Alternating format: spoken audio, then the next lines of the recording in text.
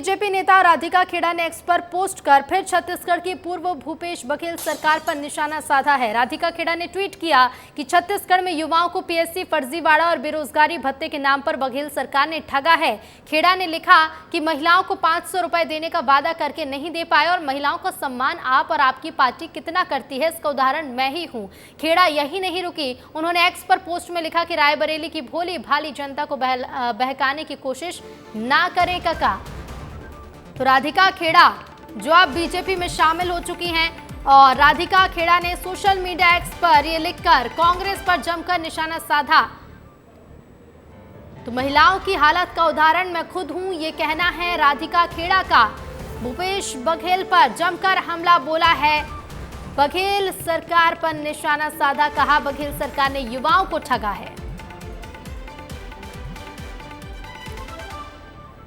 तो बीजेपी में अब शामिल हो चुकी राधिका खेड़ा ने कांग्रेस पर एक बार फिर जमकर हमला बोला। और ज्यादा जानकारी के लिए ब्यूरो चीफ मृगेंद्र पांडे हमारे साथ जुड़ गए हैं। मृगेंद्र जी, लगातार हम देख रहे हैं राधिका खेड़ा जब से बीजेपी में शामिल हुई हैं कांग्रेस को निशाने पर ले रही हैं, एक बार फिर से कांग्रेस पर हमला बोला है। जी देखिए, राधिका खेड़ा जिस विवाद के बाद कांग्रेस छोड़ी है उसका मेन मूल जो रहा है वो पूर्व मुख्यमंत्री भूपेश बघेल ही रहे हैं। उनके करीबी सुशील शुक्ला जिनके साथ उनका विवाद हुआ उसके बाद उन्होंने छोड़ा। तो आज उनका जो नया ट्वीट आया है वो सीधे भूपेश बघेल के ट्वीट को पलटवार करते हुए है। भूपेश बघेल इस समय कांग्रेस के लिए रायबरेली में प्रचार कर रहे हैं, वहाँ से राहुल गांधी उम्मीदवार हैं।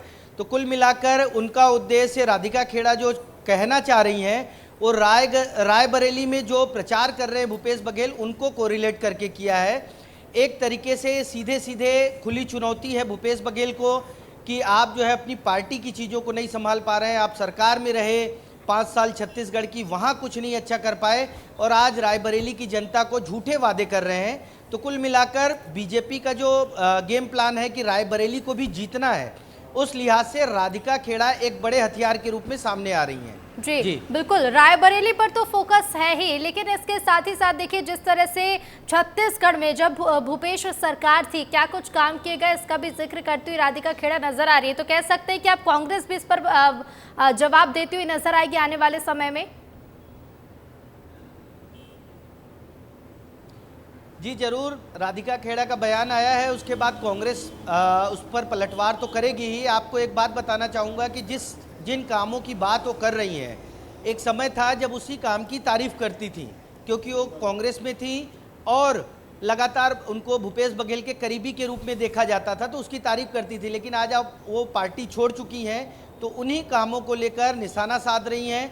देश में लोकसभा चुनाव का माहौल है और छत्तीसगढ़ की बात क्योंकि रायबरेली में हो रही है, देश के अन्य हिस्सों में हो रही है, तो उसके लिए राधिका खेड़ा एक हथियार बनी हुई हैं जो आक्रामक हुई हैं। जी बिल्कुल, अब देखना होगा कि इस ट्वीट के बाद क्या कुछ राजनीति गरमाती है छत्तीसगढ़ में। फिलहाल शुक्रिया आपका तमाम जानकारी के लिए। चलिए आगे बढ़ेंगे। छत्तीसगढ़ के नेताओं का ओडिशा में प्रचार जारी है। आज फिर मुख्यमंत्री विष्णुदेव साय ओडिशा में प्रचार करने जा रहे हैं। सीएम यहां पर सुंदरगढ़ और बीरमित्रपुर में प्रचार करेंगे। इधर छत्तीसगढ़ के डिप्टी सीएम विजय शर्मा भी यहां पर कार्यकर्ता और चुनावी जनसभा में शिरकत करने जा रहे हैं। छत्तीसगढ़ में 11 लोकसभा सीटों पर हुए मतदान के बाद लोकसभा चुनाव की वोटिंग तो खत्म हो चुकी है, लेकिन छत्तीसगढ़ के बीजेपी नेता अभी आराम नहीं कर रहे हैं क्योंकि जिम्मेदारी उन्हें बड़ी मिल गई है। छत्तीसगढ़ के बाद राज्य के सीएम और डिप्टी सीएम के साथ संगठन के तमाम पदाधिकारी और महिला बीजेपी के तमाम नेताओं को उड़ीसा में प्रचार के लिए जिम्मेदारी दी गई है। छत्तीसगढ़ के मुख्यमंत्री विष्णुदेव साय और डिप्टी सीएम भी लगातार उड़ीसा के दौरे कर रहे हैं। आज छत्तीसगढ़ के नेता उड़ीसा में कहां प्रचार करेंगे ये भी जान लीजिए। सुबह 10:20 पर रायपुर से ओडिशा के लिए रवाना होंगे मुख्यमंत्री विष्णुदेव साय। ओडिशा के सुंदरगढ़ लोकसभा क्षेत्र में जनसभा करेंगे सीएम। सुंदरगढ़, बीरमित्रापुर, राजगांगपुर में चुनावी सभा में शामिल होंगे सीएम। उधर डिप्टी सीएम अरुण साव भी ओडिशा जा रहे हैं। ओडिशा के संबलपुर में केंद्रीय मंत्री धर्मेंद्र प्रधान के लिए प्रचार करेंगे। डिप्टी सीएम स्थानीय कार्यक्रम और बैठक में भी शामिल होंगे। ओडिशा के पश्चिम में छत्तीसगढ़ है, यहाँ 21 लोकसभा सीट है और 147 विधानसभा सीटों के लिए मतदान 4 चरणों में हो रहे हैं। उड़ीसा का समीकरण भी आप समझ लीजिए। 21 लोकसभा सीट और 147 विधानसभा सीट हैं। लोकसभा में अनुसूचित जाति की 3 और अनुसूचित जनजाति की 5 सीट रिजर्व हैं। 4 चरणों में मतदान लगातार जारी है। चौथे चरण में 13 मई को यहां पर मतदान हो चुका है। इसके अलावा 20 मई, 25 मई और 1 जून को भी वोट डाले जाएंगे। मुख्य मुकाबला यहां बीजेडी और बीजेपी के बीच है। छत्तीसगढ़ से सटा होने के चलते यहां के बीजेपी के नेता उड़ीसा के दौरे पर हैं। छत्तीसगढ़ के लोग उड़ीसा को भी अच्छे से जानते हैं। यहाँ की बोली और भाषा में भी कुछ जगहों पर समानता है। 2019 में बीजेडी 21 में से 12 सीट लोकसभा में जीती थी और 8 बीजेपी ने जीती थी। कांग्रेस को सिर्फ 1 सीट मिली थी। विधानसभा चुनाव में भी 113 सीट जीतकर 2019 में नवीन पटनायक की सरकार बनी थी। इस बार बीजेपी की कोशिश है कि ज्यादा से ज्यादा सीट जीतकर राज्य में सरकार बनाई जाए और लोकसभा में भी ज्यादा से ज्यादा सीटें जीती जाए। 2014 से बीजेडी की सीटें कम हुई हैं। छत्तीसगढ़ के मुख्यमंत्री आदिवासी भी हैं और उड़ीसा में आदिवासियों की संख्या भी ज्यादा है। लिहाजा एक गणित ये भी है कि छत्तीसगढ़ के तमाम बड़े नेताओं को उड़ीसा की जिम्मेदारी सौंपी गई है। ब्यूरो रिपोर्ट, विस्तार न्यूज। छत्तीसगढ़ के मुख्यमंत्री विष्णुदेव साय इन दिनों मिशन ओडिशा पर हैं। आदिवासी बहुल राज्य ओडिशा में साय लगातार मुख्यमंत्री नवीन पटनायक और उनके सहयोगी वीके पांड्यान पर चुनावी सभाओं में प्रहार कर बीजेपी के लिए वोट मांग रहे हैं। पिछले कुछ दिनों में साय ने ओडिशा में 8 सभाएं की। साय के अलावा उनके मंत्रिमंडल के 4 से ज्यादा मंत्री ओडिशा के प्रचार में हाथ बटा रहे हैं। साय मंत्रिमंडल के ओडिशा दौरे के क्या मायने हैं, इस रिपोर्ट से समझिए। संगठन के लिए काम कैसे किया जाता है वो इन दिनों छत्तीसगढ़ की सरकार से सीखा जा सकता है। छत्तीसगढ़ में चुनाव होने के बाद वहां के बीजेपी नेता खाली नहीं बैठे हैं, बल्कि वो निकल पड़े हैं पड़ोसी राज्य ओडिशा की ओर, जहां वो लगातार बीजेपी के लिए प्रचार कर रहे हैं। खुद सीएम विष्णुदेव साय और उनका मंत्रिमंडल लगातार ओडिशा के छोटे छोटे कस्बों में जाकर बीजेपी के लिए प्रचार कर रहा है। सीएम विष्णुदेव साय के ओडिशा जाने से बीजेपी को क्या फायदा मिलेगा? दरअसल साय आदिवासी समाज से आते हैं। ओडिशा भी आदिवासी बाहुल इलाका है। ऐसे में वो बीजेपी के पक्ष में बड़ा वोट बैंक इकट्ठा कर सकते हैं। आपको बता दें कि ओडिशा में मध्य प्रदेश और महाराष्ट्र के बाद सबसे ज्यादा एसटी जनसंख्या है। ओडिशा में 22.84% एसटी जनसंख्या है। देश की आबादी की 9.20% आदिवासी जनसंख्या ओडिशा में है। विष्णुदेव साय पिछले 4 दिनों से ओडिशा में ही सभाएं कर रहे हैं। गुरुवार को उन्होंने सुंदरगढ़ लोकसभा के अंतर्गत बाली संकरा में आयोजित विशाल जनसभा को संबोधित किया। सीएम विष्णुदेव साय इस दौरान सीएम नवीन पटनायक पर जमकर बरसे। उन्होंने आरोप लगाया कि ओडिशा के मुख्यमंत्री उड़िया भाषा में बात तक नहीं कर पाते, सिर्फ नमस्ते करते हैं। तो 24 साल से शासन करने वाला मुख्यमंत्री को उड़िया नहीं सीखना चाहिए क्या? सीखना चाहिए ना। तो वैसे मुख्यमंत्री को इस बार उखाड़ के फेंकिए, बीजेडी को उखाड़ के फेंकिए, भारतीय जनता पार्टी की सरकार बनाइए। डबल इंजन की सरकार रहेगी तो निश्चित रूप से उड़ीसा का तेजी से विकास होगा, बहुत तेजी से। सीएम साय यही नहीं रुके, बल्कि उन्होंने पटनायक को मोहरा भी बताया। हमको तो पता चला है कि यहाँ पर मुख्यमंत्री के नाम से नवीन पटनायक जरूर हैं, लेकिन सरकार चलाने वाला कोई दूसरा है। आज जो उड़िया नहीं बोल सकता वो आपसे कैसे मुलाकात करेगा, कैसे आपकी भावना को समझेगा? आपको बता दें कि विष्णुदेव साय ओडिशा में 4 चुनावी सभा कर चुके हैं। मुख्यमंत्री जी, क्या लग रहा है, माहौल क्या है और आप किस तरीके से कैंपेन कर रहे हैं? देखिए, 7 मई को छत्तीसगढ़ का चुनाव संपन्न हो गया है। उसके बाद बहुत से लोग, हमारे मंत्री, विधायक, डिप्टी सीएम सब उड़ीसा में लगे हैं और हम भी आज चौथा दिन है।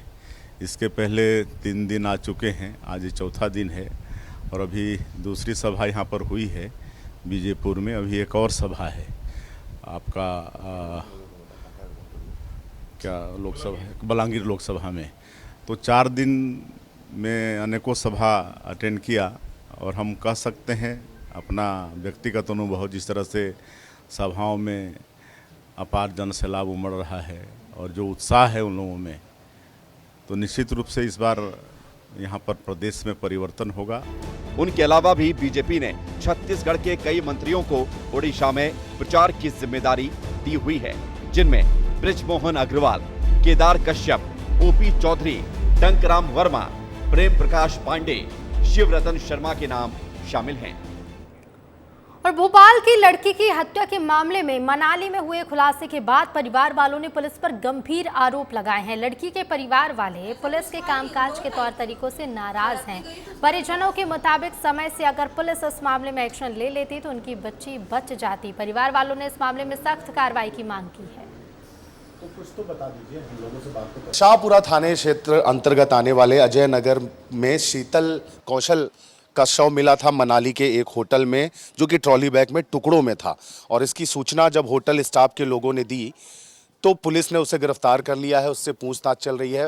विनोद राठौर नाम का आरोपी बताया जा रहा है, जो कि शीतल का प्रेमी बताया जा रहा है।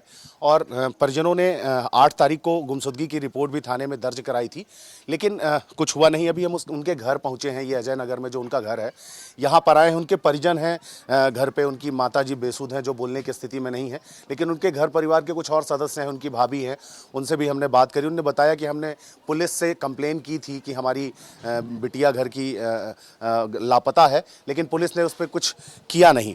और अभी उसके दोनों भाई जो हैं वो गए हुए हैं उसके शव को लेने के लिए, और पुलिस ने आरोपी को गिरफ्तार कर लिया है। और ये दिखा रहे हैं हम आपको अजय नगर की ये बस्ती है जिस पे ये यहाँ पर रहती थी। शीतल यहाँ पे रहती थी, 26 वर्ष की बताई जा रही है शीतल।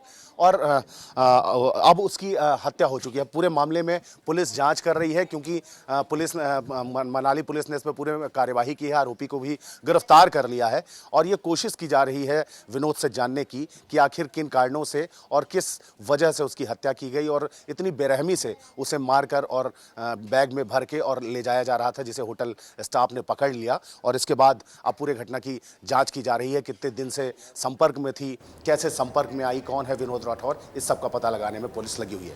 कैमरा पर्सन वीरेंद्र के साथ अंचल शुक्ला, विस्तार न्यूज़। तो देखिए, परिजनों ने कई तरह के आरोप लगाए हैं, पुलिस की कार्यप्रणाली पर सवाल भी उठाए हैं। हमारे सहयोगी अंचल शुक्ला पीड़ित परिवार के घर भी पहुंचे और अब सीधे थाने से लाइव जुड़ रहे हैं। अंचल, परिजनों का कहना है कि पुलिस अगर समय पर काम करती, समय पर अगर कार्रवाई करती तो आज उनकी बच्ची उनके बीच होती। क्या कुछ ज्यादा जानकारी इस मामले को लेकर? देखिए, तो हमने थाना प्रभारी हालांकि अभी थाने पहुंचे नहीं है, लेकिन जब पूरी घटना के बारे में हमने उनसे जानकारी चाही, जब उनके परिजनों से बात करने के बाद हम यहां पहुंचे थे, तो फ़ोन पर उन्होंने जानकारी दी कि उनके शीतल के परिजनों की तरफ से किसी तरीके की गुमशुदगी या कोई शिकायती पत्र नहीं दिया गया था। लेकिन जब हम उनके परिवार वालों से बात कर रहे थे तो उनकी जो भाभी हैं सरिता, वो कह रही थी कि अगर पहले हमारी सुनवाई हो गई होती तो ये घटना नहीं घटती। हालांकि ये कोई पहली बार नहीं हुआ, इससे पहले भी सरिता ने बताया कि वो जा चुकी थी, गई है इस तरीके से बिना बताए घर से, लेकिन फिर वो वापस आ गई थी। लेकिन इस बार जब वो गई तो उसके साथ इस तरीके की घटना घटी। लगभग 5 मई को वो निकली थी घर से बिना बताए। अपने जो बॉयफ्रेंड है, जो बताया जा रहा है विनोद राठौर, जो कि हरियाणा का रहने वाला है, उसके साथ वो मनाली घूमने के लिए गई थी और एक होटल में वो ठहरे हुए थे। और होटल से जब वो निकलने लगे तो उनके बैग का वजन देख के स्टाफ के लोगों को कुछ शंका हुई, जिसकी सूचना मनाली हिमाचल पुलिस को दी गई और मौके पर पहुंची पुलिस ने विनोद को भी गिरफ्तार कर लिया है। और शीतल, जो कि कई टुकड़ों में उसका शव बैग में भरकर ले जाया जा रहा था, उसको भी बरामद कर लिया है। और उसकी जानकारी अब उसके परिजनों को दी, जो अजय नगर में रहते हैं, शाहपुरा थाना क्षेत्र में। और उनके भाई और कुछ परिजन यहाँ से रवाना हो गए हैं हिमाचल के लिए, ऋतु। और पुलिस आरोपी से पूरी घटना की जानकारी जुटा रही है कि आखिर किन परिस्थितियों में इस तरीके की गंभीर घटना को अंजाम दिया और इतनी बेरहमी से उसकी हत्या की गई कि उसके शव के कई टुकड़े किए गए। ऋतु, अब ये तो पुलिस के लिए जांच का ही विषय है। जी बिल्कुल, और जांच के बाद ही इसके पीछे के और भी कई पहलू निकलकर सामने आएंगे। अंचल, शुक्रिया आपका हमसे जुड़ने के लिए और तमाम जानकारी के लिए। और चलिए एक बार फिर से रुक करेंगे छत्तीसगढ़ का। छत्तीसगढ़ के नेता लगातार पड़ोसी राज्य ओडिशा में प्रचार करने जा रहे हैं। खास तौर से बीजेपी के तमाम नेता और साय सरकार के मंत्री ओडिशा में प्रचार करने में लगे हैं। इस बीच लोगों के मन में क्या चल रहा है, ये बड़ा सवाल है और इसे ही हमने वहां के लोगों से जानने की कोशिश की। विस्तार न्यूज की टीम ओडिशा के सुंदरगढ़ पहुंची और लोगों से बातचीत की है। नमस्कार, मैं हूं मृगेंद्र पांडे और आप देख रहे हैं विस्तार न्यूज। आज हम लोग उड़ीसा के सुंदरगढ़ डिस्ट्रिक्ट में पहुंचे हैं। लोकसभा चुनाव में क्या चल रहा है, उड़ीसा में विधानसभा चुनाव में किसके पक्ष में माहौल है, इन सब चीज़ों पर आज चाय के साथ चर्चा करेंगे। हमारे साथ कुछ साथी हैं जो बताएंगे कि क्या माहौल है यहाँ का और किस तरीके से चुनावी गतिविधियाँ आगे बढ़ रही हैं। क्या नाम है भैया आपका? संजीव पटेल। कैसा चल रहा है यहाँ का चुनाव? ये चुनाव सरगर्मी बहुत ज़्यादा है और टक्कर बहुत हाई टक्कर है। मतलब किसमें टक्कर है? बीजेडी और बीजेपी में टक्कर है, जोरदार टक्कर है। काम दिख रहा है? काम दिख रहा है। कोरोना का पीरियड था, 2 साल तो वो घर से मतलब सब बंद था, उसके जो बचा कुचा 2-2.5 साल में वो अच्छा खासा काम किए हैं। क्या लग रहा है यहाँ के मुद्दे क्या हैं उड़ीसा के? देखिए, बीजेपी हो बीजेडी, दोनों सरकार बोल रहे हैं कि हम, कोई बोल रहा है मैं बिजली मुफ्त कर दूंगा, कोई बोल रहा है मैं ऐसा कर दूंगा, फलाना कर दूंगा। क्या नाम है भैया आपका? आलोक पात्र। आलोक पात्रा। हाँ जी। आपकी दुकान का क्या नाम है? पात्रो चाय दुकान। क्या लग रहा है आपके पास तो सब लोग आते हैं, नेता, स्थानीय लोग, युवा, क्या लग रहा है इस बार मुद्दा क्या है? क्या मुद्दा है? बीजेपी बीजेडी पूरा टक्कर चलेगा यहाँ पर जैसे लग रहा है वोट हार बहुत कम रहेगी, जो भी जीतेगी। सब तो ठेकेदारी हिसाब से तो पैसा काम कर ले भी पैसा नहीं मिलता है। सरकार से क्या चाहते हो आप? क्या करना चाहिए? किस तरीके से सरकार काम करे? जो भी सरकार रहेगा अच्छा काम करेगा, जो बोलेगा वही काम नहीं होगा। उड़ीसा के लोग किस तरीके से सोचते हैं? 25 साल से बीजेडी की सरकार है, नवीन पटनायक मुख्यमंत्री हैं, उनके काम को किस तरीके से देख रहे हैं? उनके काम पर क्या टिप्पणियां हैं? आपने सुना और विस्तार से जाना। हमारी कोशिश भी यही थी कि हम सुंदरगढ़ के लोगों से जानें कि उड़ीसा में क्या मुद्दे हैं। वीडियो जर्नलिस्ट मुकेश के साथ मृगेंद्र पांडे, सुंदरगढ़। और चलिए आगे बढ़ेंगे। नक्सलियों को मुख्य धारा में लाने के लिए साय सरकार बदलाव करेगी। नक्सलियों के पुनर्वास नीति में सरकार बदलाव करेगी। मुख्यमंत्री विष्णुदेव साय ने नीति में बदलाव के संकेत दिए हैं। सीएम विष्णुदेव साय का एक बयान सामने आया। उन्होंने कहा है कि अभी तक पुनर्वास नीति है जिसके तहत सरेंडर हो रहा है, देख रहे हैं और अच्छा क्या हो सकता है। डबल इंजन सरकार के कारण ये संभव हो पाया है कि 3-4 महीनों में ही 112 नक्सली मारे गए हैं, 450 नक्सली आत्मसमर्पण किए हैं और 153 नक्सली गिरफ्तार हुए हैं। ये हमारी सेनाओं के लिए बहुत बड़ी सफलता है। और छत्तीसगढ़ में मतगणना के लिए तैयारियां शुरू हो गई हैं। 28 मई तक अधिकारियों को प्रशिक्षण दिया जाएगा। अधिकारी कर्मचारियों को मास्टर ट्रेनर प्रशिक्षण दे रहे हैं। बिलासपुर में ट्रेनिंग दी गई है। कुल 1005 अधिकारियों को ट्रेनिंग दी जाएगी। रायपुर में 20 मई को ट्रेनिंग दी जाएगी। तो बता दें आपको 4 जून को लोकसभा चुनाव के नतीजे घोषित किए जाएंगे और उसकी मतगणना के लिए ट्रेनिंग दी जा रही है। छत्तीसगढ़ में 28 मई तक ट्रेनिंग दी जाएगी। कुल 1005 अधिकारी कर्मचारियों को ट्रेनिंग दी जानी है। मतगणना की तैयारियां शुरू हो गई हैं और 28 मई तक अधिकारियों को प्रशिक्षण दिया जाएगा। तो बिलासपुर में ट्रेनिंग दी गई है और अब आपको बता दें कि रायपुर में 20 मई को ट्रेनिंग दी जाएगी। तो अधिकारी कर्मचारियों को मास्टर ट्रेनर ट्रेनिंग दे रहे हैं। 4 जून को रिजल्ट घोषित किए जाएंगे, लेकिन उससे पहले आयोग की तैयारियां पूरी हैं। और अब आपको शराब घोटाला मामले में बड़ा अपडेट बता दें। जेल में बंद अनवर ढेबर, अरुणपति, त्रिलोक सिंह से पूछताछ की जाएगी। ईडी जेल में ही तीनों से पूछताछ करेगी। ईडी को 27 मई से 31 मई तक पूछताछ की अनुमति मिली है। ईडी तीनों को आमने सामने बिठाकर पूछताछ कर सकती है। शराब घोटाला मामले में बड़ा अपडेट आपको बता रहे हैं। जेल में बंद अनवर ढेबर, अरुणपति, त्रिलोक सिंह से पूछताछ होगी। ईडी जेल में ही तीनों से पूछताछ करेगी। तो ईडी को 27 मई से 31 मई तक पूछताछ की अनुमति मिली है। अब ईडी तीनों को आमने सामने बिठाकर पूछताछ कर सकती है। इधर बलरामपुर में सिस्टम की बड़ी लापरवाही सामने आई। यहां कई हजार कुंटल धान खुले आसमान के नीचे पड़े रहने की वजह से खराब हो गया। चांदो और महावीरगंज धान मंडी में बारिश के पानी में खुले में रखा करीब 44,000 कुंटल धान भीग गया। बताया जा रहा है कि लंबे वक्त से यहां धान खुले में ही पड़ा था, जिसकी कोई सुध लेने को तैयार नहीं था। अब जिम्मेदार इस पर टाल मटोल जवाब दे रहे हैं। तो 44,000 कुंटल धान जो लापरवाही की भेंट चढ़ गया और बारिश के पानी में भीगा। तो हमारे ज़िले का जो लक्ष्य है धान खरीदने का वो ख़त्म हो चुका है उठाव के लिए। तो दूसरे ज़िले का डीओ काटा गया है, रायपुर, दुर्ग, राजनांदगांव इस जिले का, तो वहाँ से मिलर धीरे धीरे करके उठाव करेंगे। दूरी ज़्यादा पड़ जा रहा है, कुछ ही धान बच गया है। 44,000 कुंटल 25 लाख खरीदी हुआ था, उसमें 44,000 ही मात्र 44,000 ही मात्र बचा है। तो उठाव कंप्लीट हो जाएगा अभी 1 सप्ताह के अंदर में।